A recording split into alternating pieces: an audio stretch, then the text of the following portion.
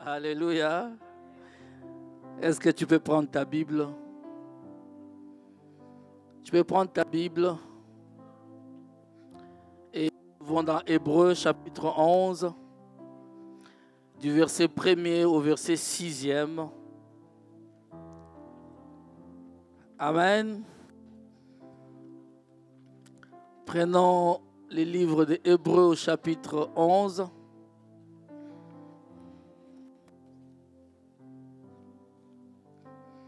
Merci Seigneur.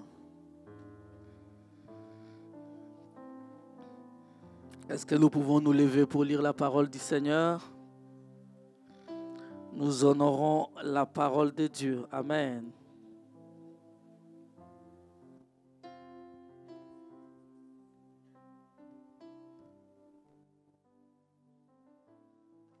Dans Hébreux chapitre 11, à partir du verset 1er, or la foi est une ferme assurance des choses qu'on espère, une démonstration de celles qu'on ne voit pas. Pour l'avoir possédée. Alléluia. J'espère que depuis qu'on a commencé, il y en a qui possèdent la foi. Les anciens ont obtenu un témoignage favorable. C'est par la foi que nous reconnaissons que l'univers a été formé par la parole de Dieu, en sorte que ce qu'on voit n'a pas été fait des choses visibles. C'est par la foi qu'Abel offrit à Dieu un sacrifice plus excellent que celui de Caïn. C'est par elle qu'il fut déclaré juste. Dieu approuvant ses offrandes, et c'est par elle qu'il parle encore quoique mort. C'est par la foi qu'Enoch fut enlevé pour qu'il ne voie point la mort. Et il ne parit plus parce que Dieu l'avait enlevé, car avant son enlèvement, il avait reçu le témoignage qu'il était agréable à Dieu. Or, sans la foi, il est impossible de lui être agréable. Car il faut que celui qui s'approche de Dieu croie que Dieu et qu'il est le rémunérateur de ceux qui le cherchent. Amen. Tu peux t'asseoir. Seigneur, nous bénissons ta parole et nous la déclarons vraie. Nous la déclarons véridique. Nous la déclarons, Seigneur mon Dieu, cette parole va s'accomplir dans la vie de tes enfants. Dans le nom de Jésus. Amen. Nous avons vu avec vous que la foi est une démonstration des choses qu'on ne voit pas encore. Je ne dis pas encore parce que ces choses-là existent. Le visible n'est que la production de l'invisible. C'est l'invisible qui produit le visible. Alléluia. Alors, aujourd'hui, j'ai dit que nous allons vraiment prier. Nous avons à travers cet enseignement le point commun des héros de la foi. Nous avons constaté que les héros de la foi n'étaient pas des hommes extraordinaires. Non, c'était des hommes ordinaires. Amen. Les héros de la foi sont des hommes et des femmes comme toi et moi. Cela remet la pendule à l'heure, cela remet les choses en place. De savoir que ce n'étaient pas des gens, des anges qui sont descendus du ciel. Alléluia. Et cela nous rassure qu'en tant qu'humains, avec Dieu, nous ferons des exploits. Alléluia. Et étant donné que c'était des hommes, ces hommes, tout homme est sujet à des erreurs. Alléluia. Que celui qui n'a jamais commis d'erreur lève la main. Tu ne vas pas lever la main. Parce qu'on est tous sujets à des erreurs. C'est pourquoi dans la vie, on l'a vu, on l'a vu durant cet enseignement. Bien-aimé, ne rejette pas quelqu'un parce qu'il a commis une erreur. Non. Non, parce que je ne rejette personne parce qu'il a commis une erreur. Nous sommes tous sujets à des erreurs. Alléluia. Regarde toi-même, tu n'es pas parfait.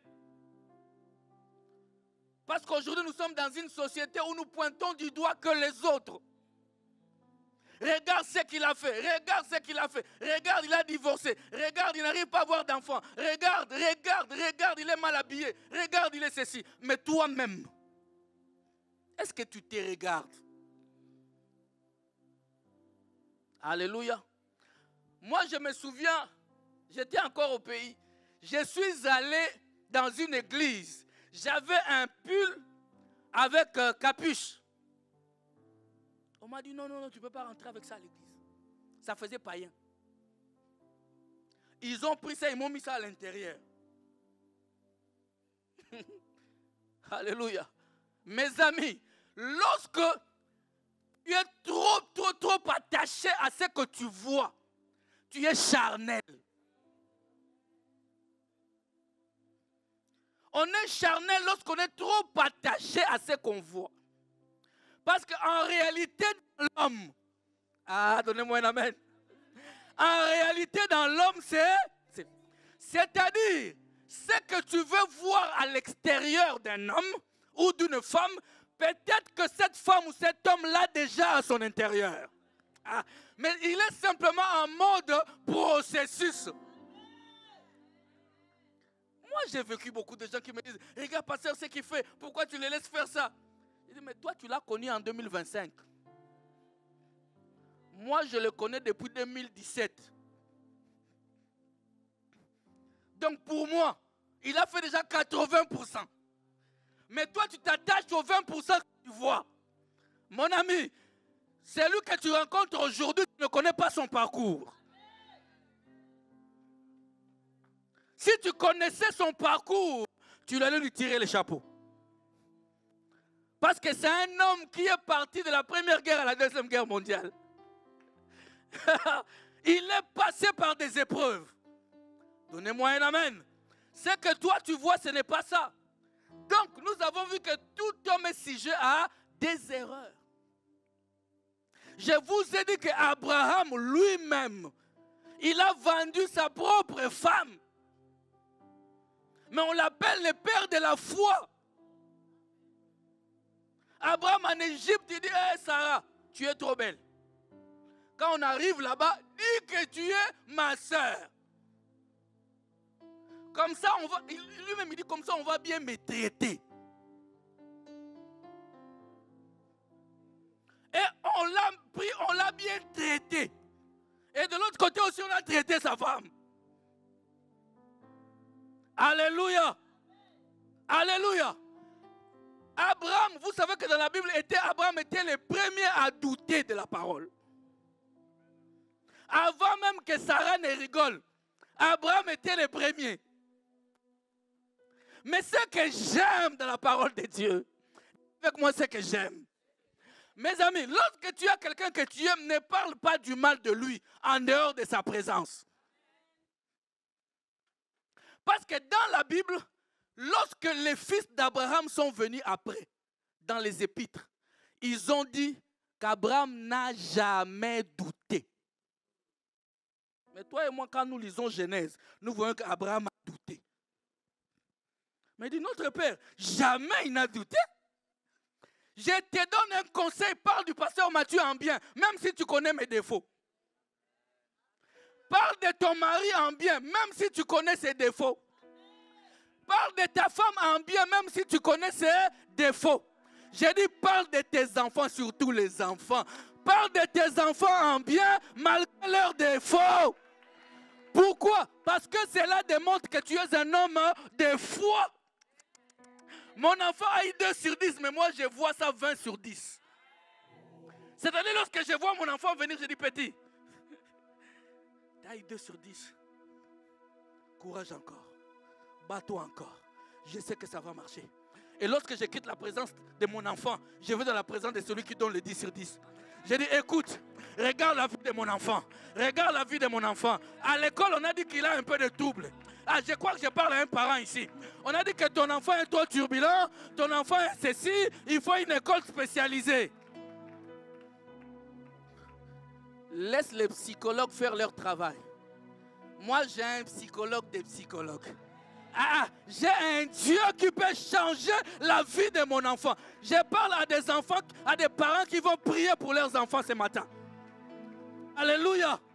Des parents qui vont prier pour leurs enfants ce matin. Ne commence pas à parler du mal de tes enfants.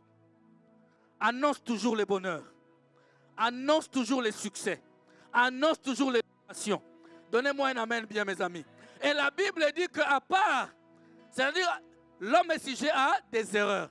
Mais ce qui faisait, c'est que malgré leurs erreurs, le Seigneur les a toujours utilisés. On a parlé de quoi? L'humilité. On avait dit que ces hommes, tous les héros de la foi étaient des hommes humbles.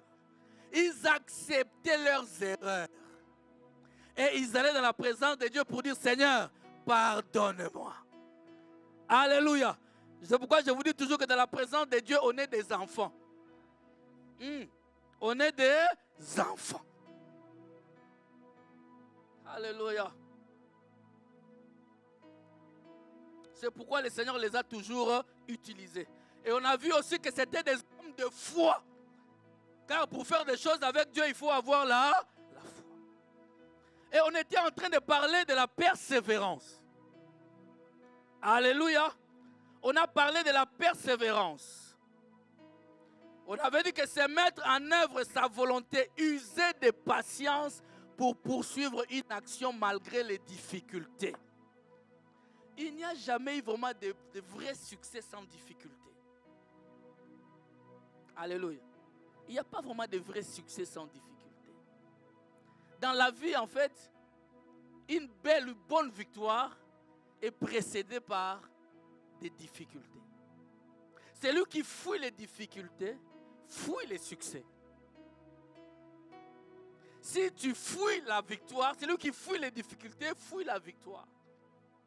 Quand tu affrontes les difficultés de ta vie, c'est alors que tu auras du succès. Alléluia. Mon ami, dans la vie, ne fuis rien. Si réellement tu es avec Dieu, affronte.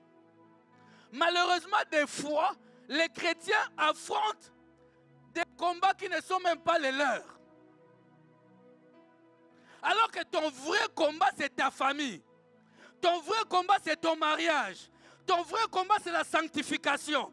Le vrai combat, c'est ton mari. Je ne dis pas qu'aller taper ton mari. Mais ton vrai combat, c'est fléchir les genoux et prier pour ton mari. Ton vrai combat, fléchir les genoux, prier pour ta femme. Ça, ce sont des combats vrais pour un chrétien. Malheureusement, les chrétiens d'aujourd'hui, nous nous acharnons sur des combats qui ne sont pas les nôtres. Parce qu'une amie a parlé, parce que quelqu'un m'a critiqué. Regarde tes combats. Alors que ton mari est encore alcoolique, tu ne pries pas pour lui. Est-ce que quelqu'un m'a donné un amen, mes amis? Alors que tes enfants échouent à l'école, ils n'arrivent pas à s'en sortir. Et toi, tu ne pries pas pour eux. Mais tu t'occupes de celui qui a négligé ton maquillage. Quelle bassesse! Tu t'occupes de celui qui a négligé ta coiffure. Et là, tu te bats dans cette église-là, on ne me salue pas. Quand on va te saluer, tu vas gagner quoi? Je ne dis pas qu'il faut saluer, il faut saluer. Mais je dis, si quelqu'un ne te salue pas, tu gagnes quoi ou tu perds quoi? Alors que tu as des batailles dans ta famille. Des fardeaux héréditaires qui sont là. Des géants de ta famille sont là. Et tu es dans la distraction au lieu de prier pour des choses sérieuses. Et voilà, tu pries pour des coiffures, pour des maquillages. Tu te bats parce qu'on ne t'a pas invité dans un mariage. Aïe. S'il ne m'a pas invité, c'est parce qu'il ne m'aime pas. Et alors? Et alors?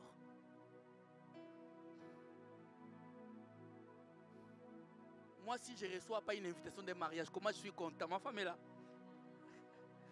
Si on ne m'invite pas, elle est là. Je dis, Seigneur, merci. Parce que quel passe-temps. Je ne veux pas danser là-bas. Manger, je mange chez moi à la maison. Je bois, je vais faire quoi?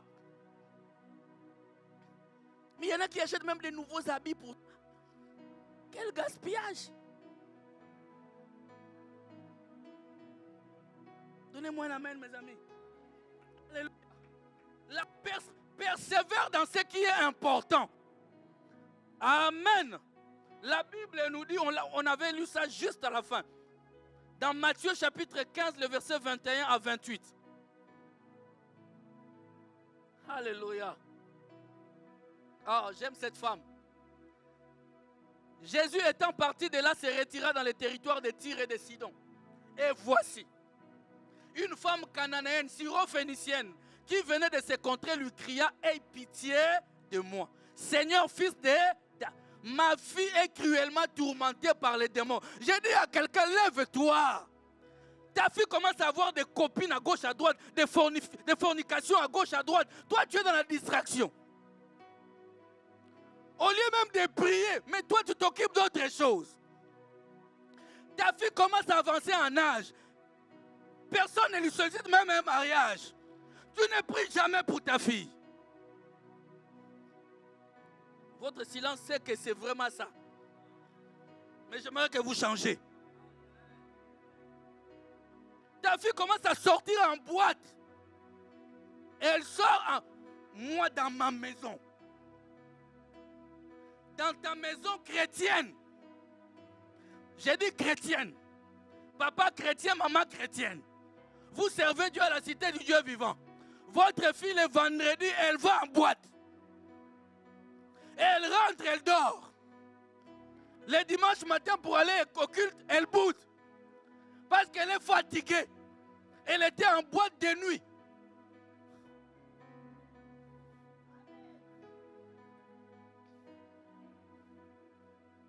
Pose-toi la question, quel type de maman tu es?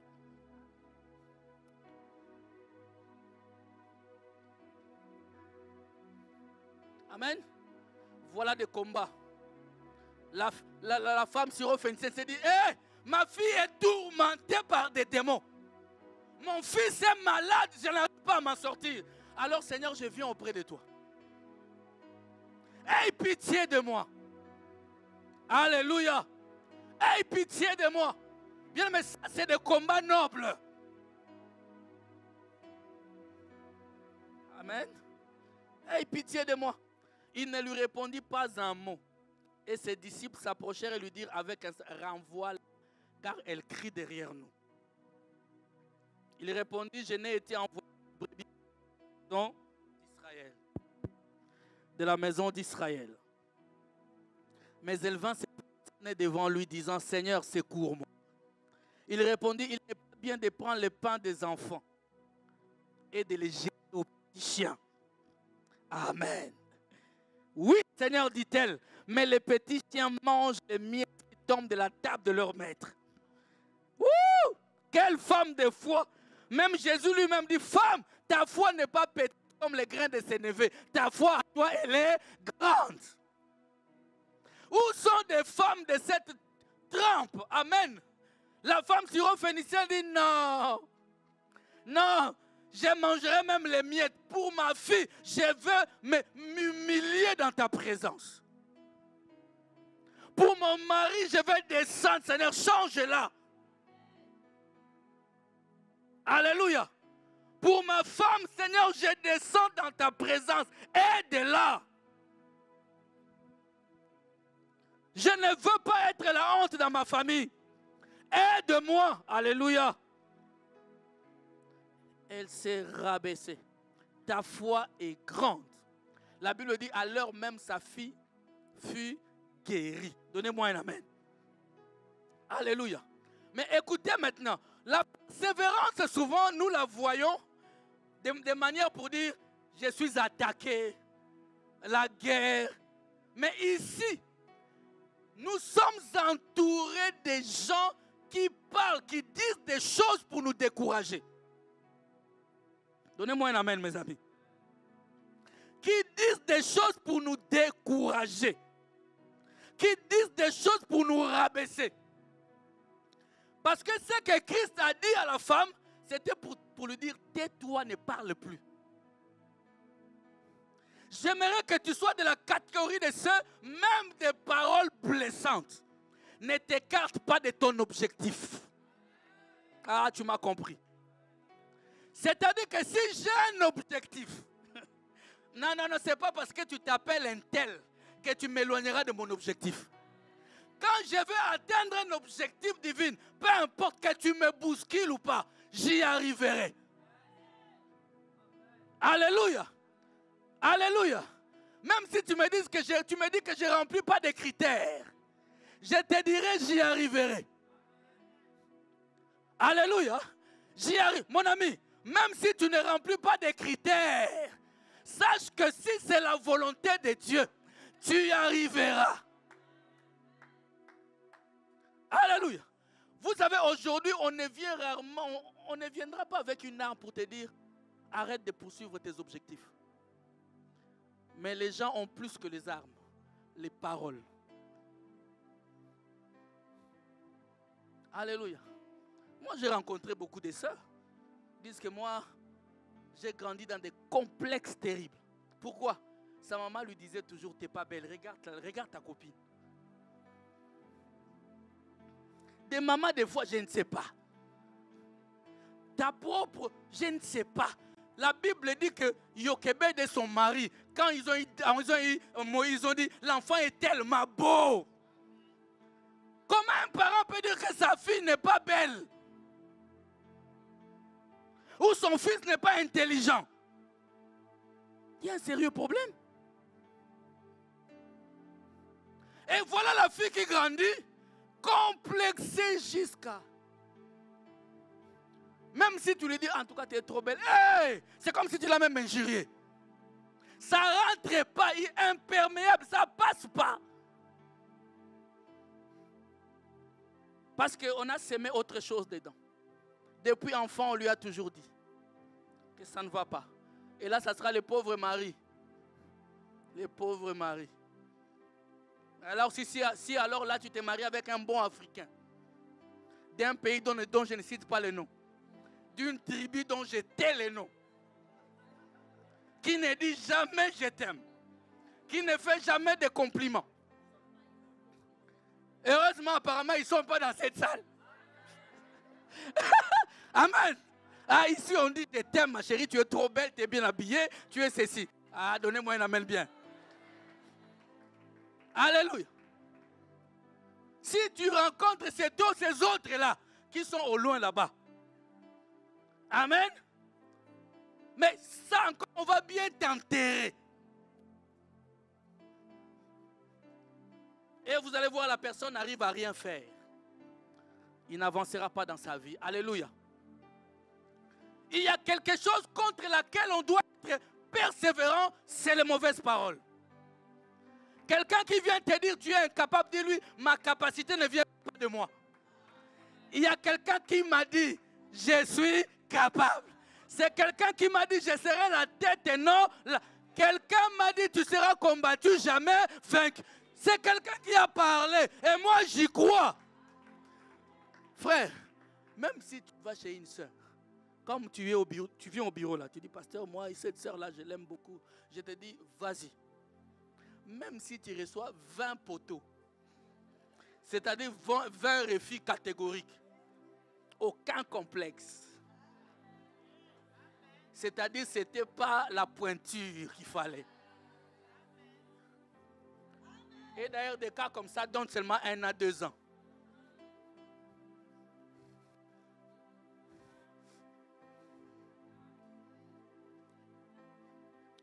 Si elle revient, bouton!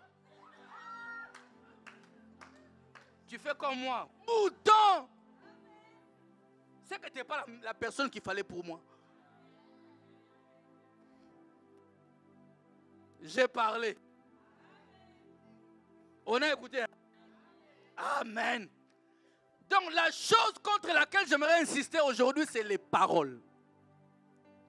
Si l'Éternel bénit, les diables maudits. Vous êtes là? Et la source de tout ça, c'est la parole. Je veux dire à quelqu'un, tu dois apprendre à zapper les mauvaises paroles. Apprends à te lever à dire, ça, c'est rentré ici, c'est vite sorti de l'autre côté. Ça ne demeure pas en moi. Alléluia. Ça ne demeure pas en moi. Pourquoi en moi demeure la parole de Dieu? La Bible dit, la foi vient de ce qu'on entend. Et ce qu'on entend vient, non pas de mes parents, non pas de mes amis, mais de la bouche de l'Éternel. Je crois en Dieu, ça me suffit. Je n'ai pas besoin d'une autre parole pour croire. J'ai déjà la parole suffisante, qui est la parole de Dieu. Alléluia. Lorsque quelqu'un te parle mal, dis-lui non, moi ça va.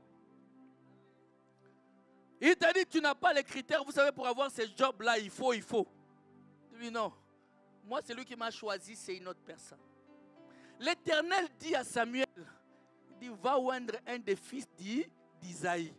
Oins David, oins plutôt les rois à la place de qui? De Saoul. Il arrive là, selon les critères humains. David ne remplissait pas les critères. Raison pour laquelle même Isaïe lui-même, le papa de David, lorsqu'on lui a dit on vient oindre un roi, il a rassemblé les enfants qui avaient la carrure royale. Est-ce que vous me suivez? C'est-à-dire c'était des gens où tu voyais, tu disais yes. Ah lui, ah, ça peut qu'être lui. C'est ça qui nous tue, nous tous, dans nos choix et de mariage et amis, c'est ça qui nous tue. Parce que nos critères sont humains. Regarde, il vient là, l'aîné sort, Abinadab, quel costaud! Il veut oindre, lui dit non, pas lui. Alléluia. Il a pris la corne et lui dit, lui-même la Bible dit qu'il dit, certainement c'est lui loin de l'Éternel. Il veut faire ça, Dieu lui dit, non. Parce que mes critères sont différents de ceux des humains. Alors il a fini tous les 7 enfants. Amen. Beaucoup de héros de la foi ont un point commun. On les a toujours ignorés.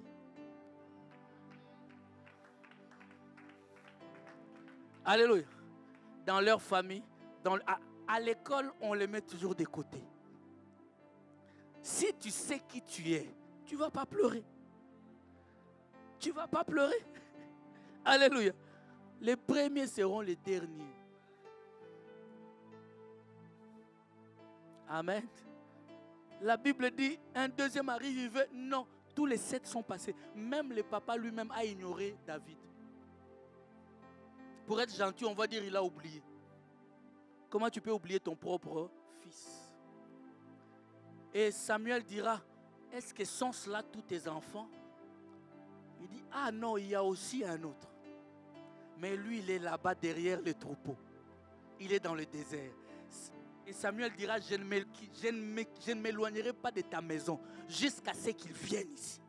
Je déclare sur la vie de quelqu'un que ta bénédiction t'attendra. Ah, tu ne m'as pas donné un bon amen. J'ai dit que ta bénédiction t'attendra. Ton mariage t'attendra. Ta maternité t'attendra. Tes finances t'attendront. Lève-toi et agis. Alléluia. Regarde, hein. C'était là. On est allé chercher David. David arrive. Ne sachant même pas pourquoi on l'a appelé. Il vient dès qu'il arrive. La Bible dit que c'était un jeune garçon avec un beau visage. C'est-à-dire, la royauté selon les hommes, ce n'est pas par ses critères de beau visage. Sinon David allait être là. Vous comprenez, hein? Il fallait que ce soit des guerriers, des costauds. Je ne pense pas que Goliath était beau. Parce qu'il fallait être costaud, mes amis. Écoute, David arrive.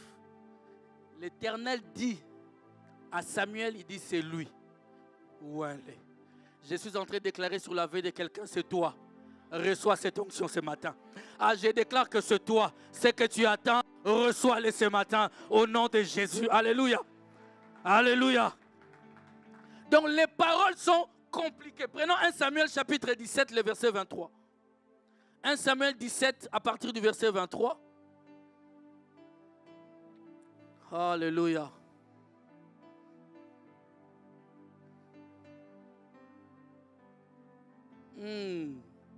Écoute. La Bible dit, tandis qu'il parlait avec eux, écoute donc, c'est-à-dire que David est resté, malgré qu'il ait été un roi, il est retourné dans ses activités. Et les fils d'Isaïe, les frères de David, sont partis en guerre contre Goliath. Et la Bible déclare qu'ils étaient là longtemps. Et la Bible dit que Isaïe appelle David, dit David, viens, apporte des vivres plutôt à tes frères qui sont dans le champ de bataille. Dans le champ de bataille. David prend ce qu'il fallait. Un enfant de Dieu obéissant. Il court. Amen. Alléluia. La Bible dit, il a pris ce qu'il y avait à manger. Il a donné à ses frères. La Bible dit ici, tandis qu'il parlait avec eux, voici les Philistins de Gath, nommé Goliath, s'avança entre les deux armées hors des rangs des Philistins. Il tint le même discours que précédemment et David les entendit. À la vue de cet homme, tous ceux d'Israël s'enfuirent devant lui et furent saisis d'une grande crainte. Chacun disait, avez-vous vu s'avancer cet homme? C'est pour jeter à Israël un défi qu'il s'est avancé. Si quelqu'un le tue, le roi le comblera de richesses. Donnez-moi un amen. Il lui donnera sa fille et il affranchira la maison de son père en Israël. David dit aux hommes qui se trouvaient près de lui, que fera-t-on à celui qui tuera ces Philistins et qui ôtera l'opprobre des décis Israël? Qui est donc ces Philistins, cet incirconcis, pour insulter l'armée de Dieu vivant? Le peuple répétant le même chose lui dit, c'est ainsi que l'on fera à celui qui les tuera. Eliab, son frère aîné, quelqu'un dit avec moi, je vous ai déjà prêché le ministère d'Eliab. Eliab, c'est un esprit. Eliab, lui, il est déjà parti, mais Eliab est resté en esprit. Eliab, son frère aîné, qu'il avait entendu parler à ses hommes, fut enflammé de colère. Et Talionanine, ça te regarde en quoi? Donnez-moi un amen, mes amis. Il y a des gens qui aiment trop s'incruster dans des choses d'autrui. Il y a des gens qui deviennent nos familles alors qu'on ne les a même pas invités. Tu m'as compris ou pas? Mon ami, avant qu'on t'écarte, écarte-toi toi-même. Ah, tu m'as compris ou pas? On ne mendie pas l'amour. On ne mendie pas des relations. On ne mendie pas d'être pire, Non, on ne mendie pas ces choses-là. On ne mendie pas ça, ma fille. Moi, je dois être dans ces groupes-là parce que... Un quoi? Vous me rejetez, rejetez-moi. D'ailleurs, je me rejetterai moi-même avant que vous me voyiez. Donc, je vais même vous observer de loin que non, vous ne m'aimez pas, vous ne voulez pas de moi. Je me retire, on se dit bonjour, tranquille. Chacun.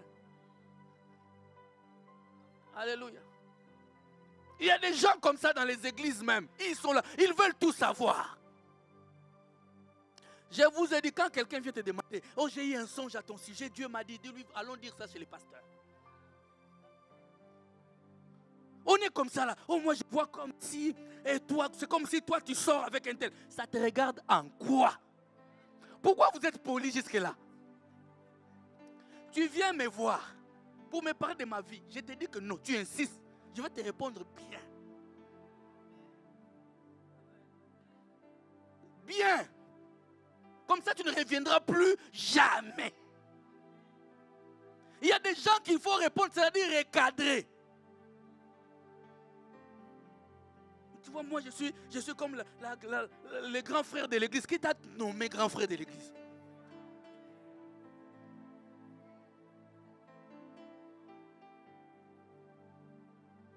Ces temps-ci, je vois que frère, tu es tout seul, je ne vois plus maman. J'ai comme l'impression là que tu gardes ça pour toi.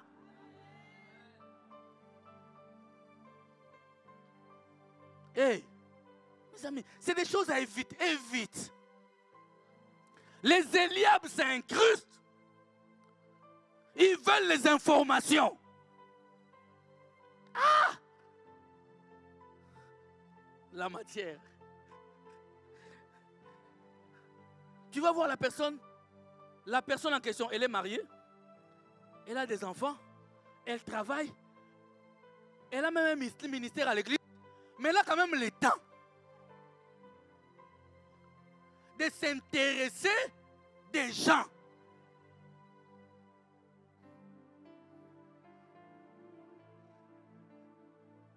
Quand il vient comme ça, amène-le au bureau. On va traiter. Tu vas voir, il ne va pas rentrer.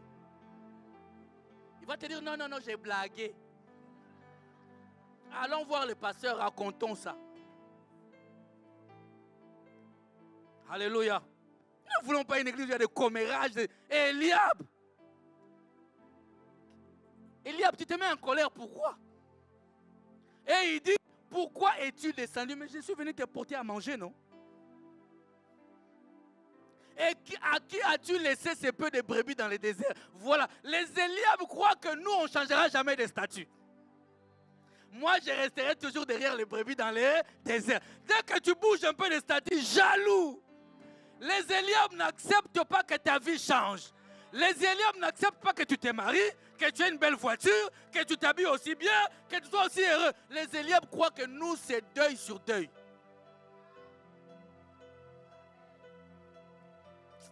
Tu dis des bonnes choses. Hein? Les Eliab croient que notre vie, c'est lamentation sur lamentation. Les Eliab. J'ai dit à quelqu'un, il faut défier les Eliab. Il ne faut pas écouter les Eliab, mes amis. Ils ont leur ministère. Leur ministère, c'est nous faire descendre. Nous faire douter de nos capacités. Amen. Alléluia. Il dit, je connais ton orgueil. Les Eliab nous donnent des qualificatifs qu'on n'a pas. Et si toi, tu doutes, tu crois aussi que tu es orgueilleux. Est-ce que quelqu'un me comprend ou pas? Eliab dit, je connais ton orgueil. C'est toi. Dieu me connaît comme un homme humble. Toute la vie de David, on a toujours vu l'humilité. Mais Eliab dit que tu es un orgueilleux. Et toi, tu prends ton oreille, tu prêtes à un Eliab. Il dit, je connais ton orgueil et la malice de ton cœur. C'est pour voir la bataille que tu es descendu. Alléluia, le 29. David répondit, qu'ai-je donc fait? Il était poli pour son grand frère. Ne puis-je pas parler ainsi? Amen. Et il se détourna. Ah, j'ai dit à quelqu'un, détourne-toi des Eliab. Ah, j'ai dit, persévère dans ton objectif et détourne-toi des Eliab. Eliab, il va te dire, je connais ton mari là. Quand tu vois comme ça, c'est qu'il a déjà une autre femme. Eliab, il veut détruire ton mariage. Amen. Ne sois pas comme les Eliab, mais combattons les Eliab. Il se détourna de lui pour s'adresser à un autre. C'est-à-dire quoi? Écoutez bien. Il s'est détourné de son frère qui lui donnait des paroles pour les descendre. Et il s'est adressé à un autre et fit les mêmes questions. Le peuple lui répondit comme la première fois. C'est-à-dire, écoutez mes amis, David a vu Goliath. Amen. Venez ici tous les deux, venez. Les deux ici. Mes deux jeunes gens là, venez. Un là-bas, un ici. Désolé, comme tu es plus grand, tu seras Eliab. Hein, mon fils, regarde. David est là. David se tourne. Eliab les descend. C'est-à-dire qu'Eliab a étouffé toute la foi de David.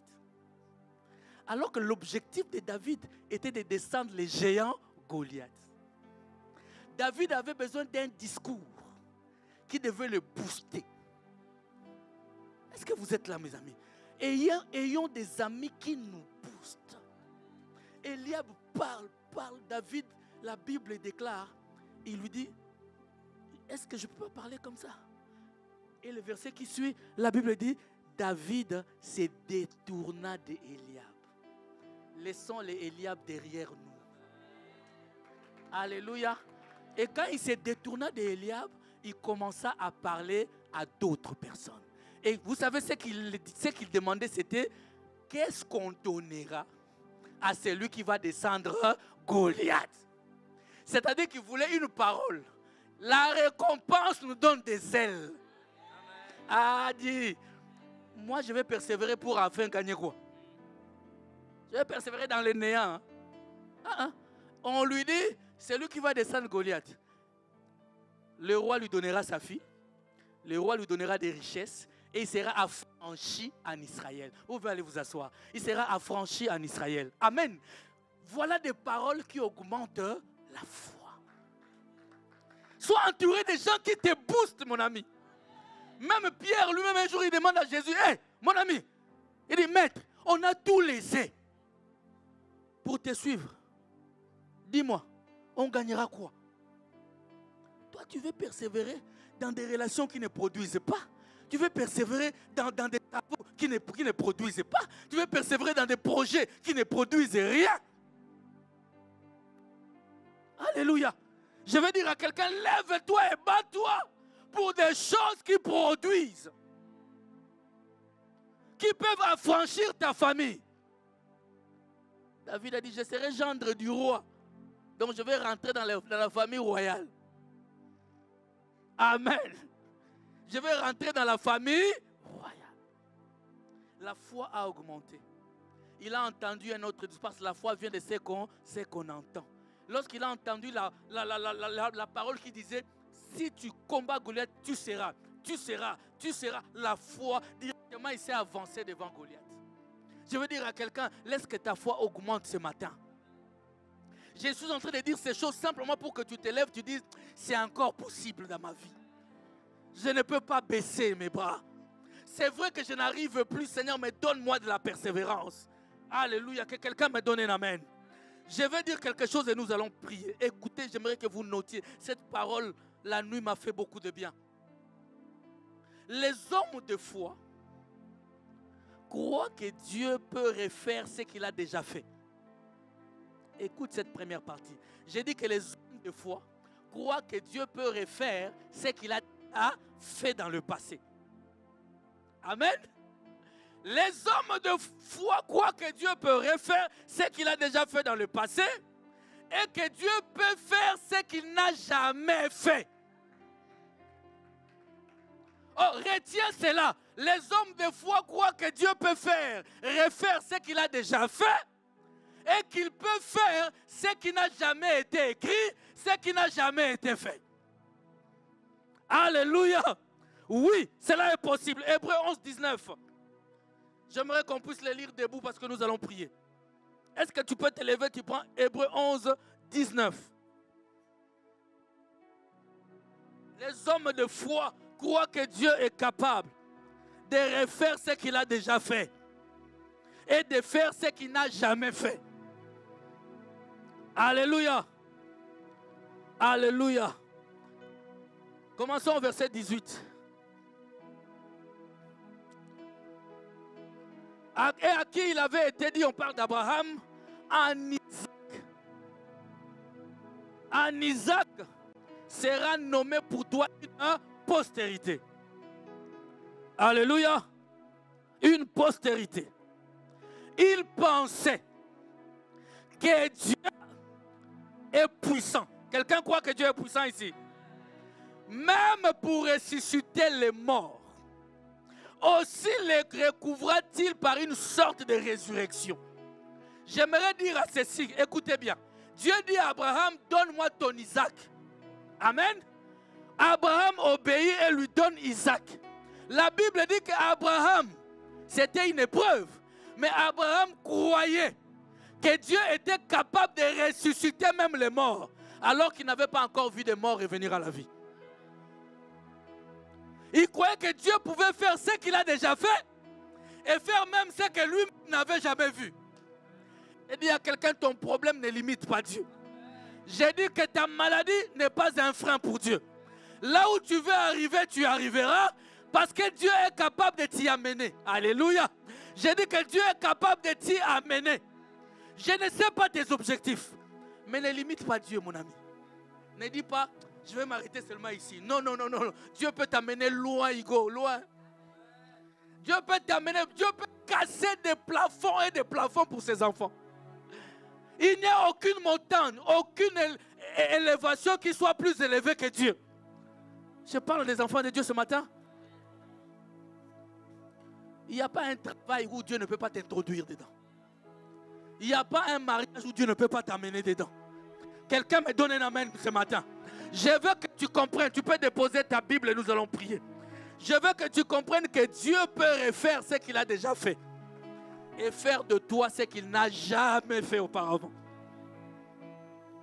Que cette parole soit oui et amen dans ta vie. Non, je déclare que cette parole se fasse chair dans ta vie. Ce que tu n'as pas encore vu ou qui n'est même pas écrit, que cela soit pour toi au nom de Jésus de Nazareth. Pendant que je lève ma voix, est-ce que tu peux commencer à